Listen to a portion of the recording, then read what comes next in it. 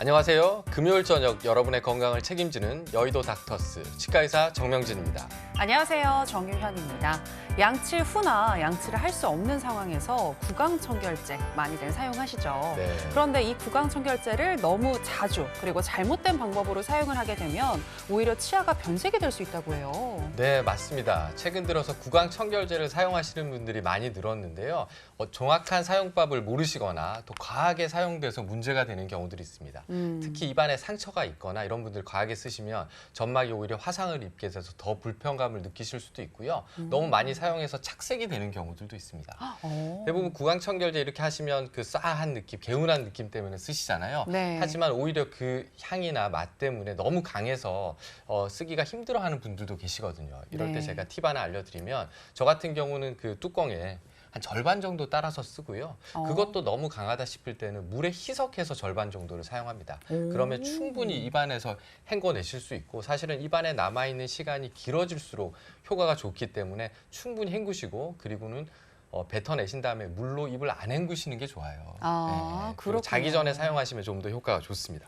네. 네. 저도 구강청결제 너무 써가지고 입에다가 머금게 되면은 한 10초? 또 못 버티겠더라고요. 맞아요. 예. 네, 근데 오늘 정말 좋은 팁을 주신 것 같고요.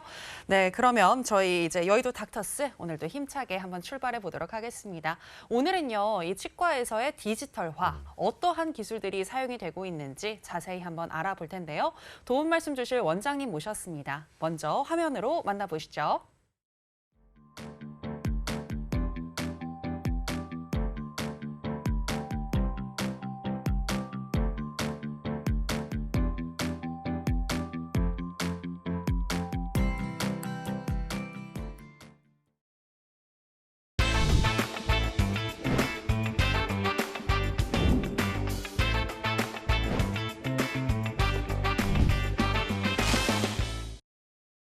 네, 치과 의사 박시찬 원장님 나오셨습니다. 어서 오세요.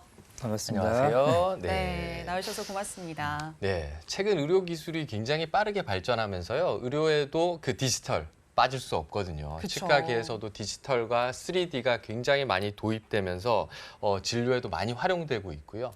유현 씨 혹시 그 디지털 임플란트라는 얘기 들어보셨나요? 디지털 가이드 임플란트 말씀하시는 거죠? 네, 맞습니다. 네, 사실 저는 이름만 알고 있었는데 이 음. 여의도 닥터스를 통해서 디지털 가이드 임플란트가 뭔지 정확히 알게 됐는데요. 또 장점도 많이 알게 되면서 저는 사실 홍보대사가 됐어요. 네, 네. 주위에 임플란트 하시는 분들이 있으면 디지털 가이드 임플란트로 해라 뭐 이런 말도 하고 있습니다. 네, 디지털이 뭐 이렇게 가까이 우리가 다가와 있고 활용되면서 장점들도 많고 또 뭐 물론 장점만 있는 게 아니고 여러 가지 문제들이 있을 텐데요. 오늘 이제 그런 부분들에서 우리 박시찬 원장님께서 잘 설명해 주실 것 같고요. 그래서 우리는 차근차근 한번 얘기 한번 나눠보는 시간을 갖도록 하겠습니다. 이렇게 디지털 치과 기술에는 여러 가지 이제 기능들이 접목돼 있을 건데 네. 이 디지털을 위해서는 그에 따른 장비들이 있을 거거든요. 원장님 그렇다면 이제 그 장비들 중에 가장 핵심이 될 만한 장비, 가장 요즘 이슈가 되는 장비는 어떤 것들이 있을까요? 예, 일단 저희가 디지털이라고 하면 데이터라고 한마디로 얘기를 할 수가 있겠죠. 네. 그래서 네. 처음에 우리가 치료를 하기 위해서는 데이터를 얻어야 됩니다. 그런 데이터들 중에 여러분들 잘 알고 계시겠지만 치과에 가서 가장 먼저 촬영하는 영상이 바로 파노라마 영상이 아닐까 싶은데요. 네. 2D로 나타내는 이 영상은 턱관절에서부터 잇몸뼈 그리고 치아 등등 여러 가지의 정보를 한 장의 사진으로 얻을 수 있기 때문에 굉장히 또 유용합니다. 네. 그 다음으로 저희가 3차원 영상으로서는 CT가 있겠는데요. CT 3차원 영상이 CT의 특징에 따라서 피부라든지 치아 뿌리, 그 다음에 신경관 이런 부분들을 3차원적 영상으로 관찰할 수가 있고 네. 단면도 아주 쉽게 볼 수 있기 때문에 굉장히 임플란트를 한다든지 그 다음에 이제 복잡한 신경치료, 사랑니를 뽑을 때 굉장히 유용하게 사용할 수 있다고 할 수 있겠습니다. 네. 그렇군요. 저도 이 3D 방사선 촬영을 해본 적이 있거든요. 기계가 이렇게 한 바퀴 탁 돌아갔는데 네. 제 모습이 탁 나오면서 평소에 못 보던 제 뒤통수도 보고 네, 너무 신기한 경험이었는데요. 네. 이렇게 이 3차원 영상 촬영을 하시는 분들 참 많은데 그만큼 이 방사선 노출을 좀 걱정하시는 분들도 있는 맞습니다. 것 같거든요.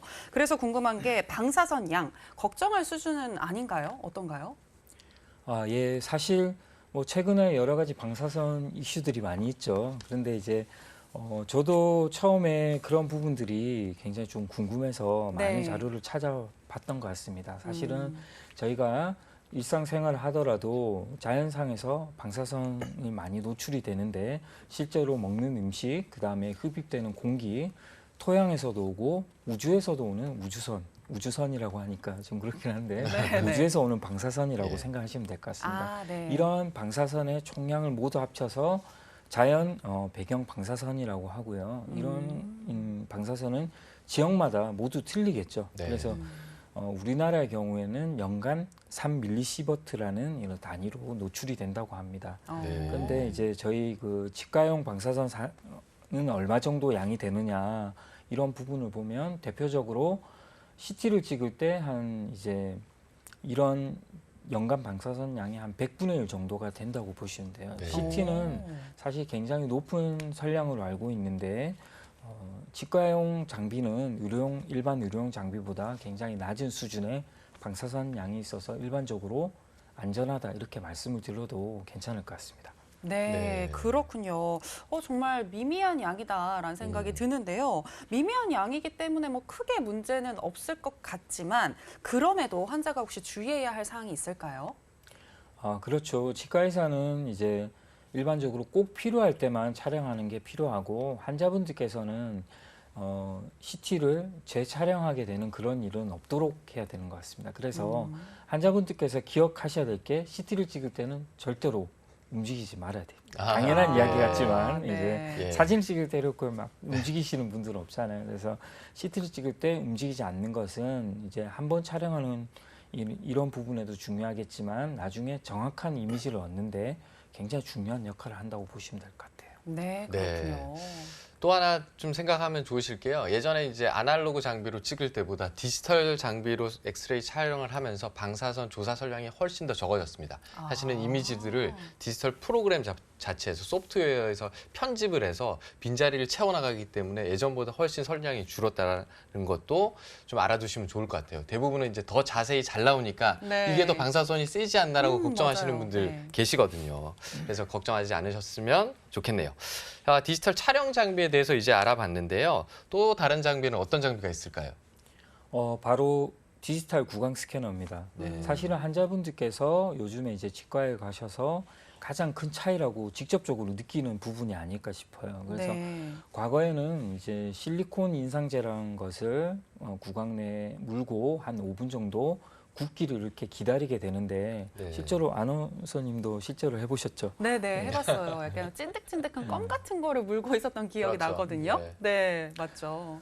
그래서 사실은 이게 잘 참으시는 분들은 잘 참게 되는데 실제로 이제 우리가 흔히 말하는 구토 반사라든지 참기 힘들어 하시는 그런 분들이 굉장히 이런 인상제를 사용할 때 굉장히 힘들어 하시는 것 같습니다. 맞아요. 그리고 시간도 한쪽에 5분 정도 걸리니까 네. 위쪽, 아래쪽, 그다음에 위아래 관계를 체득하는데 굉장한 시간이 걸린다고 볼 수가 있을 것 같아요. 그리고 이런 인상제들이 사실은 한번 쓰고 버려지는 거기 때문에 굉장히 환경 오염에도 한 역할을 한다고 보시면 될 것 같아요. 그래서 저는 그렇군요. 이런 구강 스캔 기술이 환경을 살리는 기술이다 이렇게 늘 전달하고 다니는데 실제로 이제 펜처럼 생긴 이런 구강 카메라를 환자의 입안으로 움직여 다니면서 영상을 체득하게 됩니다.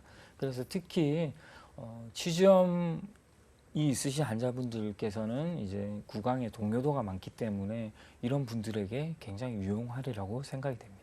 그렇군요. 환경 네. 오염도 줄일 수가 있고 어. 저도 힘들었던 기억이 있는데 맞습니다. 네, 특히 그리고 비위 약하신 분들. 맞아요. 특히 네. 그 어린 친구들은 입도 작고 이걸 넣는 걸 굉장히 공포스러워하기도 하고 견디지 못하는 경우도 많거든요. 네. 그런 경우에 저는 이제 많이 활용하는 편인데요. 아. 매우 유용한 것 같아요. 예. 그렇군요. 자, 그렇다면 이제는 스캐너로 편하게 치료를 할 수 있겠다. 이렇게 이해하면 될까요?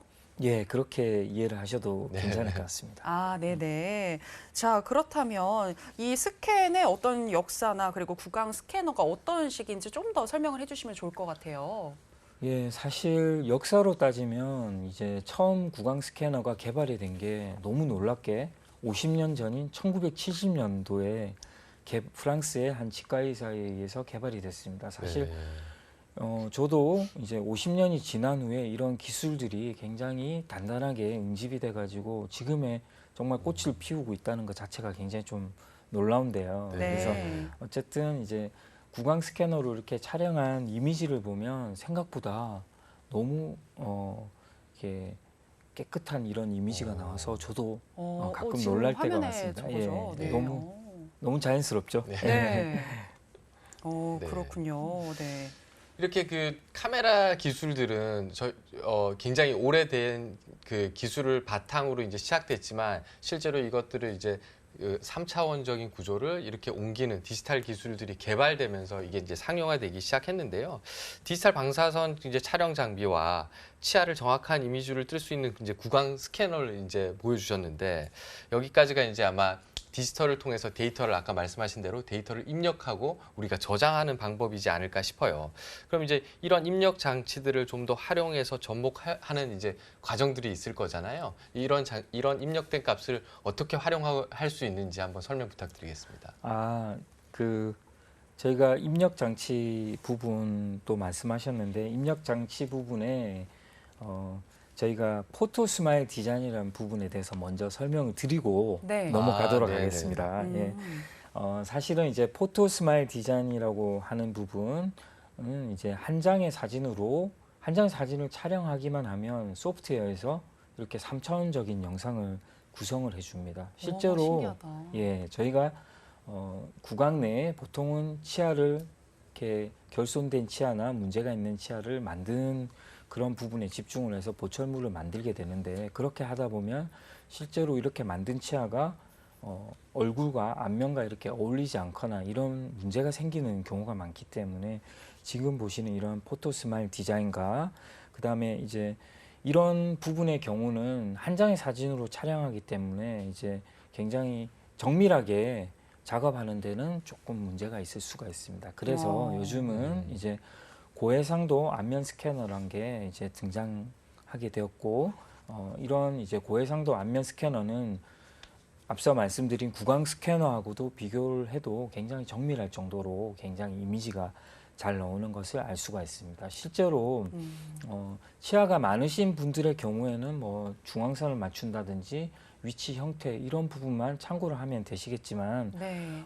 전체 치아가 없는 무치아 환자인 경우에는 기준이 없는 경우가 많아요. 그래서 이제 정중선이라든지 우리가 씹는 평면들, 그다음에 치아의 위치, 형태 이런 부분들을 안면과 이렇게 조화를 시켜서 디자인하는 게 굉장히 중요하리라고 생각이 됩니다. 그래서 이런 고해상도 스캐너의 경우에는 굉장히 잘 우리가 정렬을 할 수 있기 때문에 정말 정밀한 계획을 세울 수 있다. 이런 부분에 의해서 굉장히 저도 요즘 느끼지만 너무 많은 발전을 이루고 있다. 이런 부분을 볼 수가 있을 것 같아요. 네. 네. 보니까 해상도도 되게 높은 것 같아요. 그죠. 저는 아직 안면 스캐너를 사용하고 있지 않아서 입력 데이터가 아까 구강 스캐너에서 이제 정리가 되고 다음 이제 얘기를 해주실 줄 알았는데 제가 놓친 것 같습니다. 안면 스캐너 이제 사진을 보니까요, 굉장히 해상도도 정밀하잖아요. 요즘 네. 그 어린 친구들이 많이 찍는 인생 네컷 사진 같은 사진을 찍어주는 것 같은데요. 이렇게 이제 환자의 구강이나 안면 상태를 스캔해서 보철물을 우리가 제작을 하거나 수술할 때 이제 데이터를 이제 유용하게 활용할 수 있는 것들을 이제 봤는데요. 이제 그렇다면 이제 정말 그 이후에 이 데이터를 가지고 뭘 할 수 있는지 이제 설명 부탁드리겠습니다. 그렇죠. 우리가 이렇게 얻어진 데이터를 통해서 사실은 이제 이런 데이터들 자체가 정말 중요한 게 한국의 치과의사 선생님들은 굉장히 시간이 많이 부족하다고 볼 수 있습니다. 근데 이런 데이터는 좀 쉽게 접근을 할 수 있기 때문에 사실은 집에 가서 일감을 집에 가서 이렇게 가져가면 안 되지만 집에서도 이렇게 데이터를 접근해 볼 수 있다는 이런 장점이 있을 것 같아요. 그래서 이런 모아진 데이터로 이제 보철물을 만들어야 되겠죠. 네. 사실은 만들기 위해서는 설계도가 필요합니다. 그런 설계도를 만드는 과정 자체가 바로 CAD라고 하는 작업이에요. 그래서 CAD는 이제 컴퓨터 에이디드 디자인이라는 이런 부분의 약자고 실제로 이름에서와 같이 컴퓨터를 활용한 디자인이라고 볼 수가 있어요. 그래서 보통의 우리가 일반적으로 많이 하는 크라운이나 브릿지 치료 이런 것도 만들지만 디지털 가이드라든지 그다음에 턱관절이 좋지 않을 때 이 악물기나 이갈이가 있을 때의 복잡한 이런 스플린트까지 제작을 하고 있는 게 현실입니다. 네, 네. 그렇군요. 치과용 캐드로 정말 다양한 작업을 할 수 있는 것 같은데 특히 전체 틀니를 이제 필요로 하시는 분들의 경우에는 네. 정교함이 정말 중요하잖아요. 맞습니다. 근데 이 캐드는 정교함을 또 굉장히 담보하고 있는 그런 기술이기 때문에 그런 분들에게 더 좋지 않을까라는 생각이 들었고요. 자, 그럼 이렇게 보철물을 디자인하고 난 이후에 그 이후에는 과정이 어떻게 될까요? 그렇죠. 이제 CAD라는 과정을 거친 이후에는 이제 그 다음에는 실제로 우리가 보철물을 만드는 과정이 필요합니다. 네. 이 과정을 이제 CAM이라고 하는 과정을 거쳐서 보철물을 제작하게 되는데 CAM은 컴퓨터를 이용한 매니팩처링이라고 해서 약자가 이제 CAM이라는 약자로 나오게 됩니다. 그래서 사실 저희가 이런 디지털 장비, 그다음에 디지털 제작 기술이라고 할 수 있는 이런 현재의 이런 최신 기술이 나오기 전에는 과거에는 보통 주조라는 기술을 사용했는데요. 우리가 만들고자 하는 이제 모형을 만들기 위해서 납형이란 걸 제작을 하고 실제로 이 납형을 메모리란 과정을 거쳐서 이런 틀에 놓고 부은 다음에 안쪽에 납형을 녹여내고 그 자리에 아주 고온으로 네. 아주 뜨겁게 달군 이런 금속을 치과용 합금을 넣어서 보철물을 제작하는 이런 과정을 거쳤죠. 네. 하지만 현재는 크게 두 가지의 방식으로 만든다고 보시면 될 것 같아요. 한 가지 방식은 뭐냐면 예를 들어서 우리가 네모난 이런 블록이라고 하죠. 이런 벽돌 같은 이런 부분을 깎아내서 만드는 밀링이란 과정이 있고 네. 아마도 여러분들 많이도 들어보셨을 텐데 3D 프린팅은 다들 들어보셨죠, 그렇죠? 네네, 많이 요즘 그래서 쓰죠. 이 두 개의 차이점 뭐냐면 앞서 밀링은 하나를 깎는 과정이고 3D 프린팅은 조금씩 이렇게 쌓아서 우리가 원하는 형태로 만드는 그런 과정이라고 볼 수 있습니다. 그래서 네. 요약해드리면 캠에는 이제 계산을 하고 밀링과 프린팅이라는 두 가지 방식으로 만든다 이렇게 생각하시면 쉬울 것 같아요. 네. 네, 이렇게 말씀해 주신 것처럼 제작 방식 그리고 이제 사용하는 재료에 따라서도 이 활용될 수 있는 게 다양하고 확장될 수 있을 것 같은데요. 그리고 이제 이런 것들을 어떻게 이제 환자한테 적용하는지 이제 생각해 보면 일반적으로 많이 이제 아까 처음에도 디지털 가이드 임플란트에 대해서 제가 질문을 드렸지만 그 임플란트를 할 때 활용하는 거에 대해서 가장 관심도 많으시고 또 일반적으로 저희들도 저도 마찬가지지만 많이 사용하고 있는 것 같거든요. 네. 그래서 뭐 임플란트 치료에 어떻게 디지털을 활용할 수 있는지를 한번 간단하게 설명 부탁드리겠습니다. 예, 어쨌든 기존의 임플란트 시술은 저희가 임플란트라는 매식체를 환자분의 입안 잇몸뼈에 아주 이제 적절한 위치를 시키는 1차 수술을 시행을 하고 묻어둔 다음에 나중에 이걸 이제 구강 밖으로 노출시키는 2차 수술을 하게 됩니다. 그리고 보통은 3개월 정도 지난 후에 뼈하고 임플란트하고 굉장히 잘 유착되었다고 판단이 될 때는 골류합이 끝난 다음에 보철물을 제작하는 과정을 거치게 되는데요. 네. 어쨌든 이런 전통적인 과정에서는 시술하는 치과의사의 굉장히 경험과 그런 숙련도, 그다음에 기술이 굉장히 중요하게 그렇게 여겨집니다. 하지만 이제 이런 과정 중에서도 예를 들어서 저희가 디지털 가이드라는 이런 부분을 사용하지 않더라도 앞서 말씀드린 장비 중에 CT만을 가지고도 사전에 미리 모의 수술을 머릿속으로 모의 수술을 해보고 하는 이런 과정을 거칠 수가 있어요. 그래서 실제로 전 세계적으로 봐도 우리나라의 CT 보급량은 굉장히 전 세계 탑입니다. 한마디로 맞습니다. 이렇게 많은 치과가 가질 네. 수가 없어요. 그래, 자랑스럽다. 우리나라의 또 치과 방사선 업체들이 굉장히 많이 발전해서 이런 보급량을 늘리는데 큰 역할을 했다고 생각이 되고요. 네.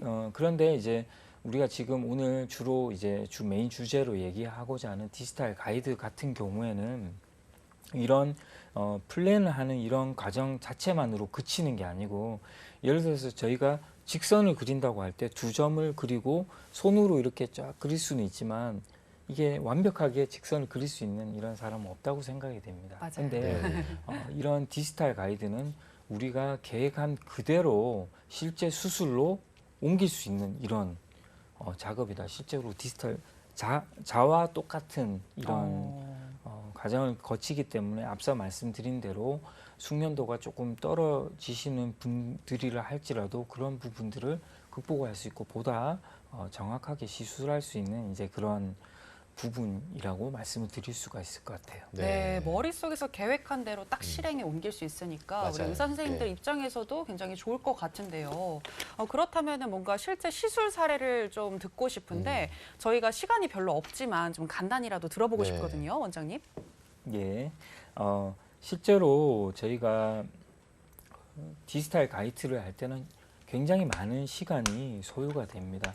그리고 환자분들께는 굉장히 시간이 절약이 되겠지만 실제로 치과에서는 준비하는 시간이 많다고 보면 될 텐데요. 실제로 앞서 설명드린 구강 스캔을 시행을 하고 그 스캔에서 데이터를 얻는 과정이 두 가지죠. 구강 스캔 데이터, 그 다음에 CT 데이터를 얻은 다음에 이 두 가지를 아주 정확하게 겹치는 부분이 필요합니다. 그리고 가이드를 사용하는 정말 목적 중에 하나가 뭐냐면 최종적인 보철물에 맞도록 임플란트를 식립을 하는 건데 사실은 치과 의사들도 가장 힘들어하는 부분 중에 하나가 남아있는 뼈하고 상방에 우리가 보철물을 위치시켜야 하는 부분들이 일치를 하지 않을 때가 네. 될 것 같아요. 이런 부분에서 가상 공간에서 임플란트의 적절한 위치라든지 방향, 그 다음에 심리 깊이들은 결정해서 미리 이렇게 가상 수술할 수 있다는 게 굉장히 좀 중요하리라고 생각이 되고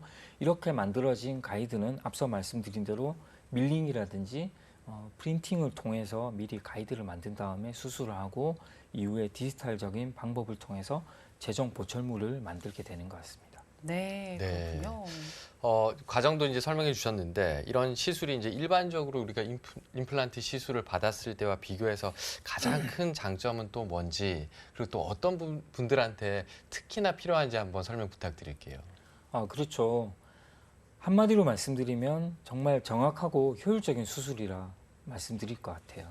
실제로 시술은 이제 틀이 있기 때문에 예를 들어서 저희가 망치를 가지고 못을 친다 이렇게 했을 때 한 손으로 잡지 않아도 굉장히 이 못 부분이 고정이 된다면 망치질을 굉장히 쉽게 할 수 있겠죠. 그런 네. 거하고 똑같다고 보시면 되고 앞서 말씀드린 대로 사전에 준비하는 기간은 많지만 그 미리 준비된 수술 가이드로 드릴링을 굉장히 정확하게 할 수 있기 때문에 실제 수술 시간이 굉장히 많이 줄어들고 그다음에 특히나 임시 보철물이 필요한 경우에 사전에 미리 만들어 놓고 하기 때문에 오차도 줄일 수가 있고 이런 부분들이 굉장히 효율적으로 되는 것 같아요.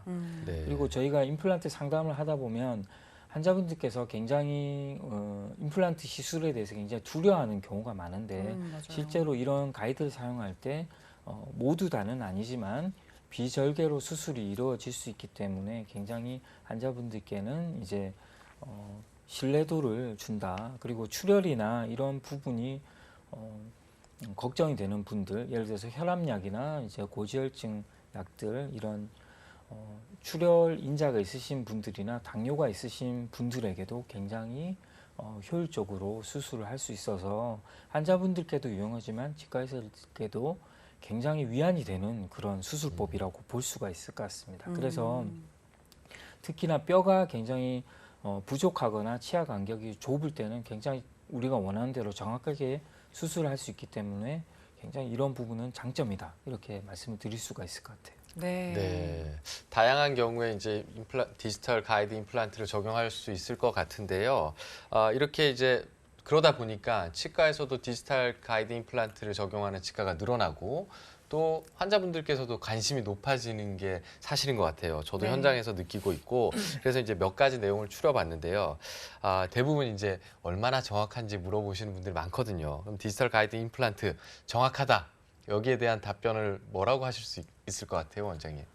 그렇습니다. 사실은 환자분도 의심하지만 저희 치과의사들도 굉장히 많은 연구를 하고 새로운 치료법에 접근할 때는 굉장히 신중하게 접근하는데 저 역시도 마찬가지예요.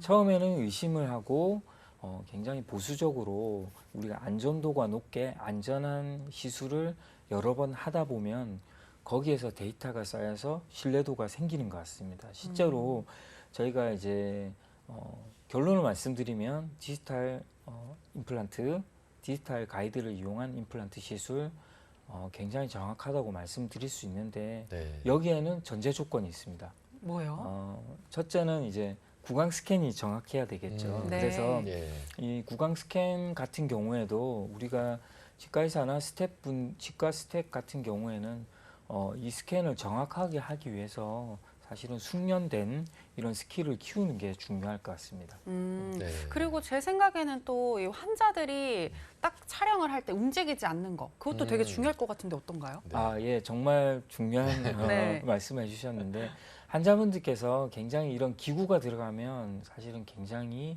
긴장을 하시는 경우가 많아요. 그래서 이 뺨 쪽 부분이 이런 부분이 뻣뻣해지고 하면 이 구강 카메라가 자연스럽게 돌아다니기가 힘든 경우가 발생하게 됩니다. 그래서 환자분들은 릴렉스 해주시면 좋고 네. 특히 혀를 어디에 둘지 몰라서 실제로 맞아요. 막 네. 카메라에 막 공격하고 이러시는 분들이 계신데 그냥 네. 릴렉스 하시고 주의사항을 잘 따라주시면 좋은 스캔을 얻을 수가 있을 것 같아요. 네, 저도 네. 사실 구강 스캔을 할 때마다 좀 많이 움직여서 다시 찍고 이랬던 적이 많은데 앞으로는 릴렉스 한번 해보도록 하겠습니다. 예. 자, 그럼 긴장하게 되거든요. 네, 이게 어쩔 수 맞아요. 없는 것 같아요. 그리고 네. 이제 두 번째로 많이 하시는 질문이 디지털 가이드 임플란트를 하면 절개를 하지 않고 통증 없이 빠르게 수술할 수 있다라는 얘기를 많이 물어보시거든요. 그럼 이제 이 비절개 수술법에 대해서도 한번 설명 부탁드리겠습니다. 이 부분에 대해서도 사실 초기에 가이드가 나왔을 때 또 많은 이제 치과의사 분들의 또 반발을 사기도 하고 굉장히 우리는 이제 환자분들을 위해서 최선의 방법 그리고 검증된 방법으로 해야 되지만 뭔가 이렇게 새로운 방법을 시도를 하고 한 가지씩 더 개선해 나가지 않으면 항상 제자리로 생각이 됩니다. 그래서 네. 이런 비절개 수술은 미리가 우리 절개를 하는 이유 중에 하나가 바로 시야를 확보를 해서 정확한 위치에 넣기 위해서 하는 거죠. 근데 앞서 말씀드린 것처럼 구강 스캔 데이터나 CT 데이터가 굉장히 정확하다고 하면 이런 부분의 믿음으로 우리가 비절개 수술을 할 수가 있으리라고 생각이 됩니다. 근데 그래도 항상 우리가 비절개 수술을 할 수 있는 부분은 아니거든요. 왜냐하면 잇몸은 단단한 잇몸과 가동되는 잇몸, 단단하지 않은 잇몸으로 볼 수 있는데 실제로 우리가 임플란트 시술을 다 마치고 보철이 위치하는 부분은 단단한 잇몸이 있는 게 여러모로 유리하게 됩니다. 왜냐하면 이제 입술질을 할 때든지 이제 염증이 생겼을 때 이런 부분에 대한 저항이 단단한 잇몸상에 있는 게 굉장히 유리하게 되죠. 그래서 단단한 잇몸의 폭이 넓을 때 비절개 수술을 굉장히 우리가 편안하게 시행을 할 수 있다 이렇게 말씀을 드려도 될 것 같아요. 네, 네. 만약 비절개 수술이 가능하다면 절개도 하지 않고 그렇다 보니까 회복도 빠를 것이고 네. 디지털 가이드 방법을 이용하니까 정확도도 높으니까 이 방법을 사용하지 않을 이유가 굳이 없을 것 네, 같은데요. 맞습니다. 네, 근데 잠깐 이제 언급을 해주시기도 했지만 이 방법을 다 도입할 수는 없다라고 얘기를 하셨잖아요. 그렇다면은 뭔가 좀 더 이 도입할 수 없는 상황에 대해서 구체적으로 얘기를 해주시면 좋을 것 같아요. 예, 저희가 그 환자분의 뼈가 좋을 때 사실은 저희가 운동장 같다 이런 표현을 쓰기도 합니다. 네. 이게 전문 용어죠. 근데 사실은 모든 환자분들이 이제 이렇게 뼈가 풍부한 게 아니고 특히나 동양분들은 뼈가 좀 부족한 경우가 많아요. 서양분들에 비해서. 그래서 실제로 뼈가 모자라서 여러분들 많이 보셨겠지만 뼈 이식이 필요할 때는 절개를 해서 시술하는 부분을 보고 뼈 이식이 그렇게 필요한 경우가 많습니다. 그리고 앞서 말씀드렸던 것처럼 단단한 잇몸이 부족해서 모자라서 절개 수술을 했을 때 임플란트가 부드러운 잇몸에 위치해서 나중에 문제를 일으킬 게 이제 염려되는 경우에도 할 수가 있고요. 네. 그 다음에 저희가 가이드를 만들기 위해서 정확한 CT 이미지가 필요하지만 다수의 보철물이 있을 때 특히 금속 보철물이 많을 때는 CT 이미지가 깨끗하지 못한 경우가 많습니다. 이럴 때는 조금 더 보수적으로 접근을 해야 돼서 실제로 이제 가이드를 사용하지만 안쪽에 절개를 해서 한 번 더 확인하는 과정을 거치는 경우가 있어요. 아, 그러니까 네. 항상 무절개만을 고집해서는 안 될 것 같아요. 상황에 그렇죠. 따라서. 예, 네. 상황에 따라서 적절한 선택, 그 시술 방법을 선택해야 되는데 그럼에도 불구하고 이왕이면 빠르고 덜 아픈 그 무절개 시술법을 고집하시는 환자분들이 있거든요. 네. 이제 그런 경우 저희도 이제 굉장히 난처하기도 하는데 하지만 이제 이런 경우 아까 잇몸뼈가 이제 양이 적거나 뭐 이런 좀 불리한 상황임에도 불구하고 꼭 비절개로 해주세요라고 하는 환자분이 있다면 원장님은 어떻게 하시나요? 아, 그렇죠. 사실은 저희가 치료하는 목표 중에 하나가 환자분들을 기쁘게 해드리고 인생의 행복을 찾아드리는 네. 게 아닌가 싶은데 실제로 많은 분들이 이제 저희 치과 의사들은 이제 절개를 하는 데 익숙하고 굉장히 더 좀 오히려 뭐 시원함을 느낀다 그럴까? 그렇게 수술을 할 때 그렇게 해서 직접 보고 하는 게 더 믿음이 가고 할 때가 있어요. 하지만 앞서 말씀드린 것처럼 단단한 잇몸이 부족해서 우리가 절개 수술을 해야 될 수밖에 없는 상황이 생기기도 하지만 실제로 비절개 수술로 수술을 한 다음에 나중에 보철을 하는 과정에서 잇몸 이식을 통해서 단단한 잇몸을 이제 입천장 쪽에서 떼와서 지금 보시는 화면처럼 네. 이런 잇몸 이식을 통해서 비절개 수술을 한 다음에 나중에 만회하는 방법도 있습니다. 실제로 하나의 치아가 아니고 여러 개의 치아에 다수의 임플란트를 할 때 이런 가이드를 넣었다 뺐다 하는 과정이 굉장히 시간도 많이 걸리기 때문에 그럴 때도 역시 비절개 수술로 가고 나중에 절개를 해서 뼈 이식이나 잇몸 이식을 통해서 만회하는 방법이 있을 것 같아요. 아, 그렇군요. 정 원장님께서 가끔 그런 네. 질문을 받으셔서 네. 질문을 하신 것 같다는 생각이 맞습니다. 들었는데 또 좋은 조언이 되지 않았을까라는 생각이 들고요. 그리고 어르신들의 경우 치아가 거의 없거나 또 한 개도 없는 무치아이신 경우도 있는데 이런 경우에도 디지털 임플란트가 가능한지도 궁금한데요. 예, 맞습니다. 저희가 디지털 임플란트를 만들기 위해서 전제 조건이 두 가지의 스캔, 구강 스캔과 CT 스캔을 두 개를 합치는 건데 사실 이 합친다는 부분에는 공통 분모가 있어야 됩니다. 그래서 보통의 치아가 있는 경우에는 치아가 공통 분모죠. 근데 무치아의 경우에는 이렇게 공통 분모가 될 수 있는 치아가 없는 거예요. 그래서 이런 경우에는 사실은 제작을 할 수가 없어야 되는데 그래도 항상 방법은 있습니다. 먼저 우리가 이런 무치아 환자를 치료하기 위해서는 틀니를 먼저 만든 다음에 틀니에다가 CT에도 잘 드러나고 구강 스캔에도 잘 드러나는 공통 분모를 만들어줘서 이 이후의 과정을 진행하게 되면 이런 부분도 극복을 할 수 있습니다. 네. 네. 무치아 환자에서도 디지털 가이드를 이용 제작을 위해서는 틀니가 이제 반드시 필요하다 이런 내용이신 것 같은데 그럼 이제 틀니도 그 디지털 과정을 통해서 제작이 가능하겠네요, 원장님?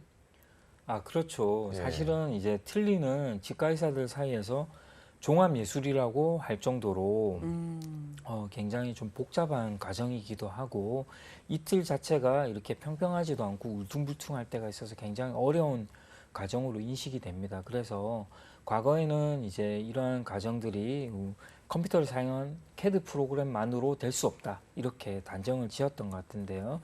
최근에는 소프트웨어도 많이 발전을 하고 그다음에 여러 가지 재료들이 새로 나와서 이러한 복잡한 과정도 지금 보시는 바와 같이 굉장히 정밀하게 CAD로 진행하게 될 수 있게 된 것 같아요. 이게 정말 큰 변화라고 생각이 됩니다. 저도.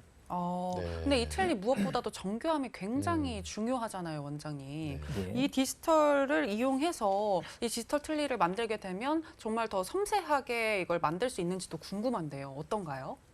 예, 정말 저희가 여러 가지 만드는 과정 중에서 과거에는 틀니를 만드는 과정 중에서 우리 흔히 말하는 좀 틀니용 컴포짓이라고 하는 이제 플라스틱이라고 좀 생각하시면 될 것 같아요. 의료용 네. 플라스틱. 네. 의료용 플라스틱을 만들 때 이렇게 변형이 되어서 틀니가 잘 맞지 않는 그런 경우가 생긴데 실제로 이런 컴퓨터를 사용한 그런 기술 자체가 이런 오차 부분을 굉장히 좀 많이 줄인다고 볼 수가 있을 것 같아요. 그래서 보통은 이제 상태가 이제 좋지 않은 그런 환자분들이 오셨을 때 이제 이런 틀니를 컴퓨터로 정확하게 만들어 줄 수가 있는 것 같습니다.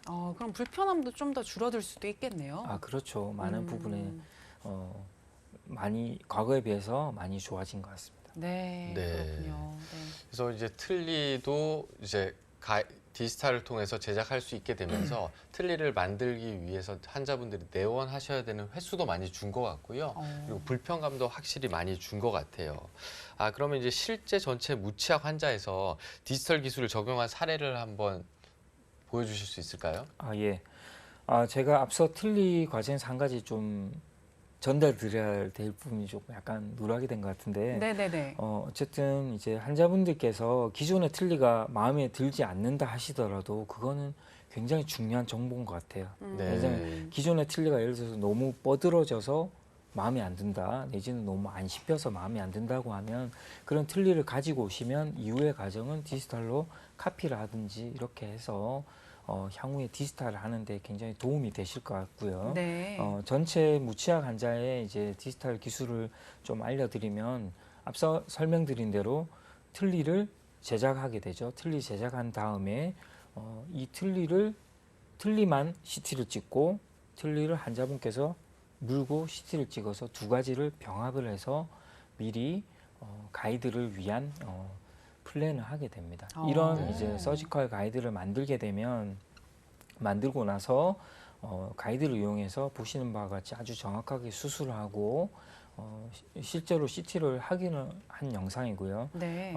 이렇게 수술하는 데만 그치지 않고 미리 만들어진 보철물을 수술할 때는 약간의 오차가 있을 수가 있기 때문에 약간의 보정만 거쳐서 당일날 이렇게 보철물을 제작을 해드렸던 케이스인 것 같아요. 네. 임시치아를 그러면은 제작을 해주셨다라는 말씀이신데 항상 그럼 임시치아를 이렇게 제작할 수 있는 건가요?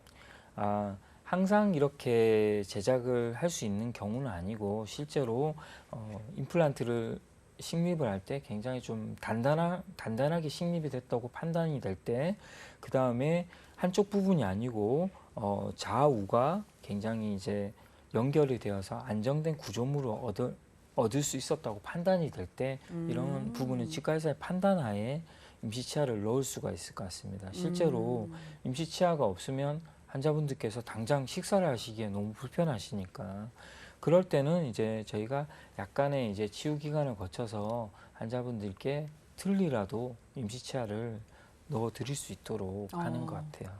그렇군요. 자, 그렇다면 이제는 또 다른 사례도 한번 보고 싶은데 어떤 게 있을까요?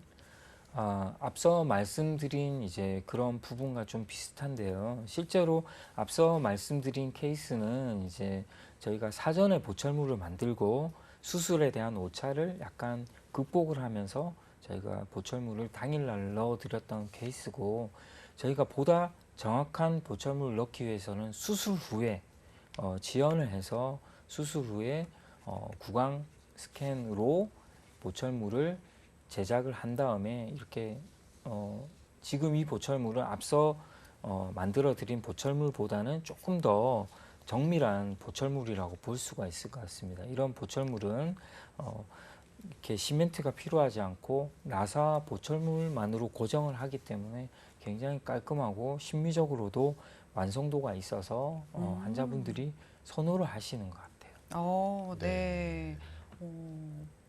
무치약인 경우에도 이렇게 그럼 임시치아를 만들 수 있다라는 것을 말씀해 주신 거네요, 원장님. 네. 근데 이게 무치약인 상태에서 수술을 하고 저희는 이제 즉시 기능 임플란트라고 하는데 이렇게 바로 이렇게 구강 저작을 회복시켜 드릴 수도 있지만 항상 그런 건 아니잖아요, 원장님. 그래서 어떤 경우에 그게 가능하고 어떤 경우에는 좀 힘든지 좀 말씀 부탁드리겠습니다. 그렇습니다. 저희는 이제 저희가 치과 의사들이 할 때 임플란트를 시술할 때 사실은 성공적인 임플란트를 시행을 해야지 환자분들께서 시행착오도 줄고 그다음에 빠른 기간 내에 치료를 안전하고 완벽하게 마무리를 할 수가 있을 것 같아요. 그런데 저희가 진단을 할 때는 환자분들의 씹는 힘이라든지 이런 부분을 관찰하게 되는 것 같습니다. 실제로 예를 들어서 턱 부분이 굉장히 많이 발달을 해서 너무 이 환자분의 교합력이 너무 과할이라고 생각이 될 때는 이런 이제 즉시 부하 임플란트 부분을 조금 피하는 것 같고, 네. 그다음에 기존에 자연치가 있을 경우에 환자분들이 사실은 이제 씹는 부분도 중요하지만 외향적으로 이제 치아가 결손이 없이 아름답게 보이는 것도 굉장히 중요한 요소라고 생각이 맞아요. 되기 때문에 네, 네. 이럴 때는 자연치하고 결손 부위가 남아 있을 때는 자연치 쪽에 조금 더 힘을 많이 주고, 저희가 만들어드린 임시치아에는 조금 힘을 덜 주는 이런 방식으로 안전도를 높이는 이런 시술을 하는 것 같습니다. 네. 그렇다면 자연치 교정을 통해 가지고 임시치아를 만들 수 있다 그런 말씀이신 건가요?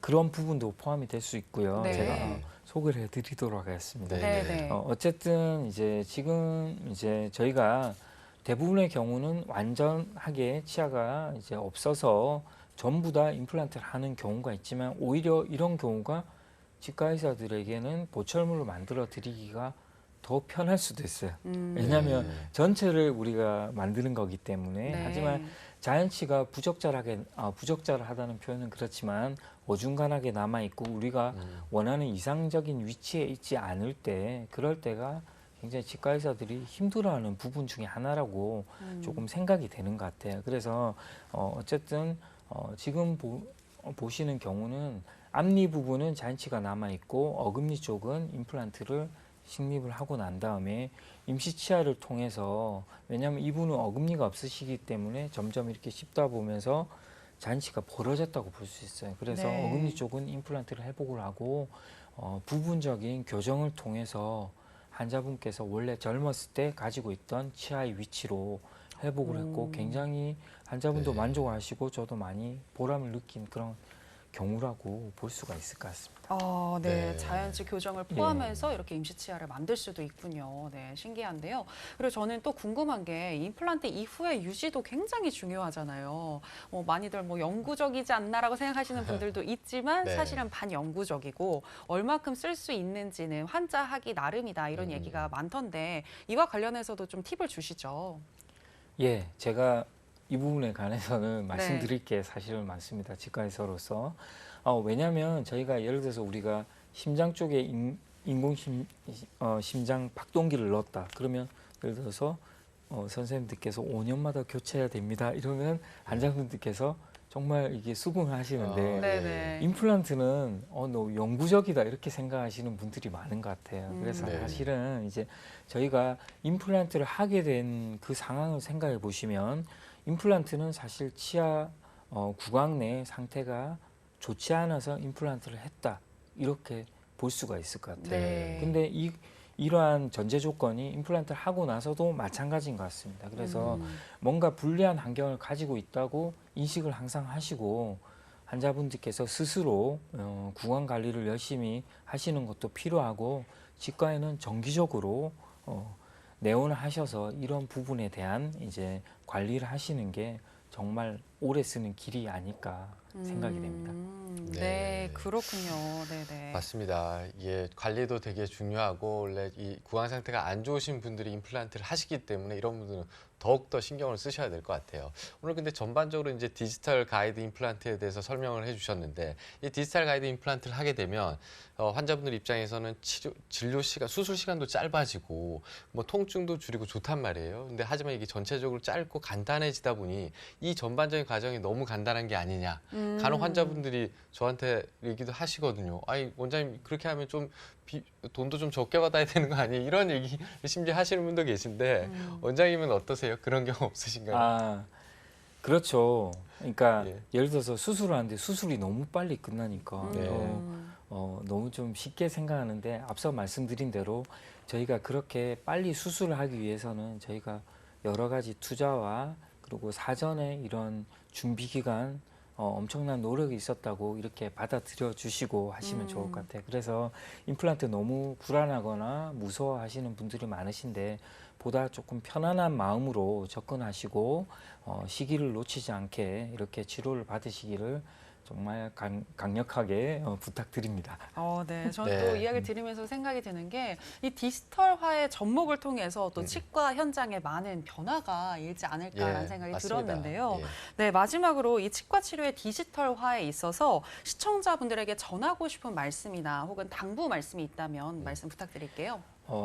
어쨌든 저희가 새로운 기술로 이렇게 환자분들께 다가가는데 환자분들께서는 이제 치과 의사와 환자분들 사이에는 정말 엄청난 신뢰 과정 이런 부분들이 필요하다고 생각이 됩니다. 그래서 저희도 사전에 충분한 주의사항하고 이런 걸 설명을 드리고 환자분들께서도 뭐 이런 새롭게 보는 이런 치료법에 대해서 궁금하실 때는 우리 정유연 아나운서님 질문하신 것처럼 네. 편하게 질문하시고 할 때 저희도 서로 이렇게 질문을 주고받으면서 신뢰도 생기고 네. 불필요한 오해가 없어지지 않을까 이런 생각을 하게 됩니다. 네, 맞아요. 저는 이제 또 원장님과 이렇게 MC로 진행도 하고 있고 네. 이렇게 원장님들 뵙고 있지만 네. 사실 너무 어려운 분들이라고 생각했는데 정말 편한 그냥 옆집 우리 옆집 아저씨죠?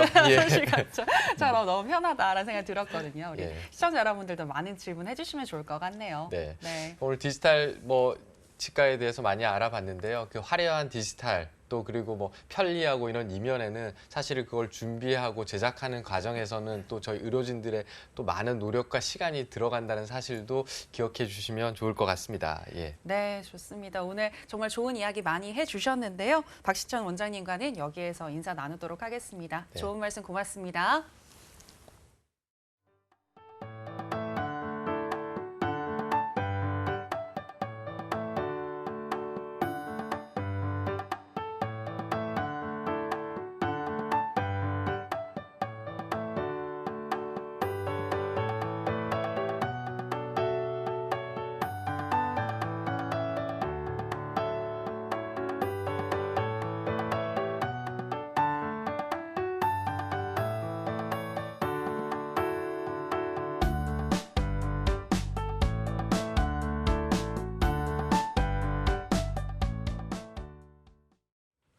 네, 여의도 닥터스 저희가 준비한 소식은 여기까지입니다. 요즘 밤낮으로 일교차가 큰데요. 건강관리 잘 하시고 즐거운 주말 보내시기 바랍니다. 함께해 주신 여러분 고맙습니다.